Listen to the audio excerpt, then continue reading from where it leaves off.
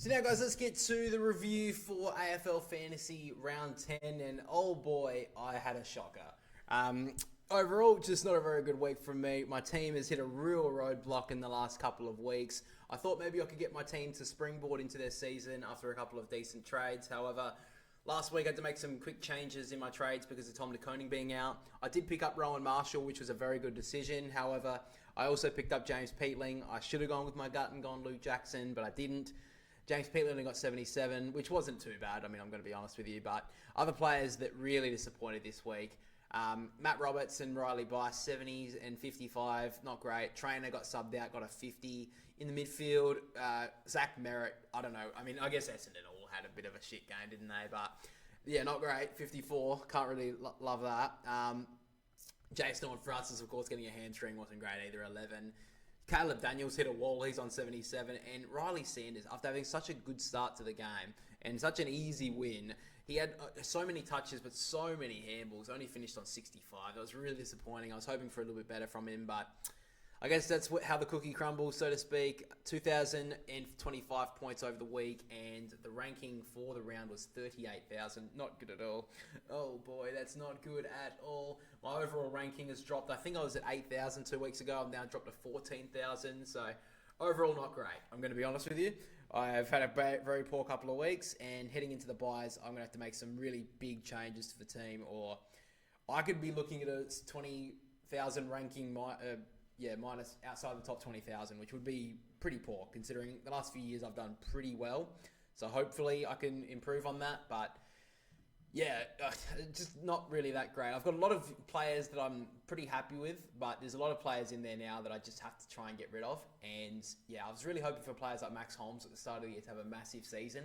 He's had a good season, but not as good as I was hoping. So I guess that's Bailey Smith's role that he's taken over, really. But nonetheless, not a very good week from me. But my brother, despite being a lot better than me throughout the majority of the year, only beat me by 4 points over the week. A couple of players that he didn't have great scores. Wangan Miller at 76, you can't really enjoy that. He had O'Harley in the team with a 29, so that's very, very poor.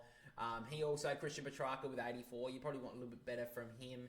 And that's pretty much all he had. He also had Caden Cleary, which, I don't know about that. Why would you have him in the team? The fact that he did beat me looking at that is actually pretty sad on my end. He did have Tristan Cherry, who he did keep his captain, which definitely saved his score. But nonetheless, not a very good week from him either. His rank for the weekend was 37,000, so only just better than mine. And his overall rank has almost dropped outside the top 10,000. I think I remember him saying, he's been mentioning it so many times at the start of the year that he was in like the top 1,000, and now he's nearly dropped outside the top 10,000. So a big fall from grace for him. But let's get to the trades anyway. So my trades this week are Caden Cleary out for Simpson, and I've got rid of Jason Horne-Francis for Andrew Brayshaw. Now, I was thinking of getting rid of Xavier Lindsay. However, I think there's a little bit more price in him. He did go up this week, and I think I want to save that for next week because, of course, next week we start the buys and we get 3 trades per week through the buy rounds. So I want to keep Lindsay for that, to use that one for a really big upgrade on a couple of rookies. Simpson seems like he's got a decent role for the Dockers, playing at half-back, and they do have a very nice buy. They're around 13 buy. They've only got St Kilda with them. So I want to try and stock up on a couple of Freo and St Kilda players over the next couple of weeks if I can. I didn't want to get rid of Jason Horne-Francis, but of course, with the injury, it does seem now he's going to be out for at least a month. So, I mean, you have to get rid of that. Hopefully, when he comes back in, a month or so, his price, he's got a huge break even now, so his price will drop. And maybe we can pick him up in the latter parts of the season, but overall, you just have to get rid of him. And Andrew Brayshaw, like I said, Fremantle's buy is very favourable. He's the best Fremantle player in terms of fantasy this year, so that's why I've gone with him.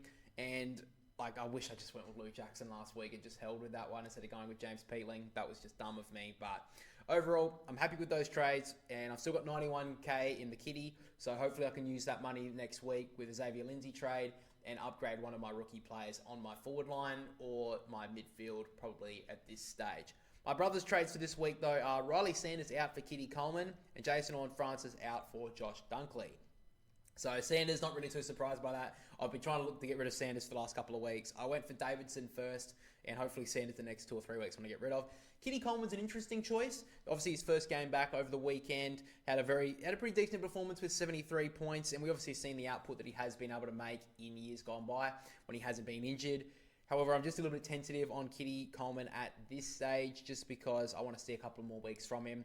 But, I mean, he's definitely a player to watch going into the latter parts of the season. 73 in a comeback game after an ACL, I think you can't complain about that. So I'm definitely thinking that that's going to be my trade for Bice or Trainer in the next couple of weeks if Coleman can continue on some good form.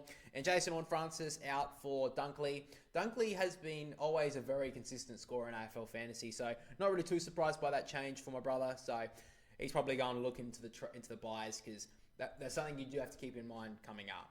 But finally, guys, let's take a look at the AFL fantasy ladder for the channel. So there's been a little bit of movement on the top spot over the last couple of weeks. We do have a new leader on the channel. It is Bosch69. Love the name, bro. Tim Plunkett? Oh, bro. You got two great names. I love you. He has jumped into the top spot after a really good week. He got 2,273. Jumped over the Cheetah Cubs, who has been sitting in second spot for the last few weeks. Timber Ashworth, unfortunately, is still sitting in second spot. Lenny Johnson was in top spot. He has dropped down to third after, he had a better week than me. I can't complain too much. Pub Feed with Sauce has dropped. He's been sitting in fourth spot for the last few weeks. We've been talking about this guy a lot. He was in top spot for a while. He had number one spot in round one over all of AFL fantasy, but has dropped down to fourth spot in our league. 2,154. You take that, so that's not too bad. Now, looking down the ladder at me and my brother. My brother, remember, guys, he was up in the top four. What was it, a month ago now or something? He's dropped down to 36th. So if you guys are watching this, make sure to leave a comment down below how disappointed you are in him. I'm incredibly disappointed to even have a younger brother at this stage. I've rejected calling him that for quite a while now because that is embarrassing, really. He's dropped from all the way from 4th down to 36th, and that's just terrible. Now, I've done much better. I'm only 9 spots behind him, so, we're in a pretty precarious, he's in a pretty precarious position. I am in 45th spot, so I've dropped out to the bottom half of the fucking league, so that's embarrassing from me.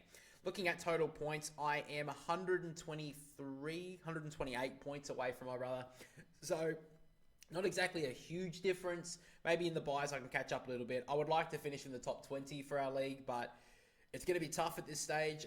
It's not exactly a huge margin.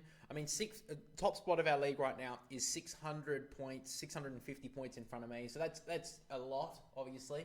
I don't think I'll be able to catch up to anywhere near that. If I could finish in the top 20, I'd be pretty happy at this stage. Like I said, I want to finish in the top at least. I would love to finish in the top 10,000 this year after a pretty poor, I would even say a month. But right now, I'm not really confident on that. In the league, I'd like to finish in the top 25 at the very least. And my brother probably be about the same. But guys, that's basically all we have for the review for this week for AFL Fantasy.